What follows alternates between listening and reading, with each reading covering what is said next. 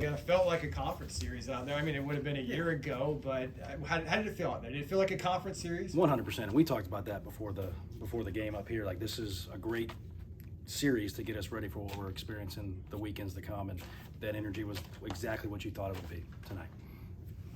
First time you guys, this program has gone 7-0 since 2017. How does it feel for you to reach this mark, especially after a win like that? Yeah, and I think early in that game we didn't play very well. Like, there were some things we would obviously want back, but the kids just kept playing. And once again, like, more worried about how they went about it, and they went about it the right way and kept playing. And it's better than not being 7-0.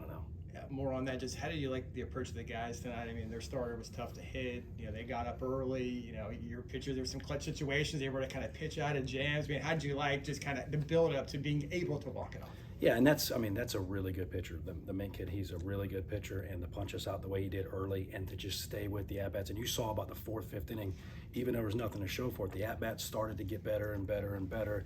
Then Australia gets him, and then fortunately he was out of the game eventually. First time, speaking of Australia, first time since 2011 that somebody has hit a home run in 4 consecutive games. Just what have you been seeing out of him over these past four games? Well, he made some adjustments about a month ago, just kind of calming the swing down, and you saw him kind of settle in there and put the ball in play. That guy's just got as much power as anybody I've ever coached. So we were just trying to get him where he could put the ball in play a little bit more often, and he's starting to do that. So he hit 8 home runs a season ago. So you knew he had some power, but he's got 4 home runs in basically 2 weeks. Yes. I mean, did you envision this like in preseason? Like, was he hitting it like this? About a month ago, it started to look like that, and like, look where the home runs are. One's to left center, to almost center, to the other side of center the other night, and to right field. Like, that's a gift. It's nice to see. With hits being at a premium contending to the batters, what was Matt and Lex doing differently that maybe helped them get to the 3-hit mark for both of them? Well, I think them being left-handed helps against who the guys they were facing. Like, just the stuff looks a little different when you're standing in the left-handed box against those guys, especially with the slider heavy, and they hung in there. Talk about how those relievers, how the bullpen was able to kind of shut it down. And there was a couple times it was like maybe there should have been a strikeout, but had to kind of pitch out of James then for Chase to come in. And the scouts looked like they were paying a close eye on him tonight for him to shut it down for the final 2. Correct, and I think the use of 4 guys. Like, you got 4 different guys in short. I don't think they scored after Vespi's 5th inning, right? So Vespi gives up the 2, and then Vespi goes out and gets that 0, which was huge. And then Castellano to Kramer to Vic, all different looks, and then Chase has been doing. That's what he's been doing since I've been here. Everything's locked in. The command of the stuff. The stuff's always been there. I've seen that kid pitch since he was 18 years old. The stuff's always been there. It's the command of the stuff that's been the evolution for him. How about as far as how is Ben's performance starting the game? Wonderful. Like, when we left to go to FAU on Tuesday, we didn't know if he was going to pitch on Friday. That guy was as sick as a dog, and Kaylee and Dr. Kramer got him ready to go. As we got to Wednesday, Thursday, he was like, "Coach, I feel great." And for him to go out there, we talked about taking him out in the 4th just with the sickness, and he wanted the ball again, and he went out and did that in the 5th, and that was outstanding. In the bottom of the 9th is kind of what was kind of the decision to Kluska to round to kind of trying to be a little bit aggressive, see if maybe you could Yeah, and I think at that situation you're trying to end the game and force the thing. And if the guy made a great play, like to ball fake right there. It's a gamble. If he throws the ball, I think Previs is safe, and Mikey's probably safe at home. In that type of game, like, you're just trying to do anything to score.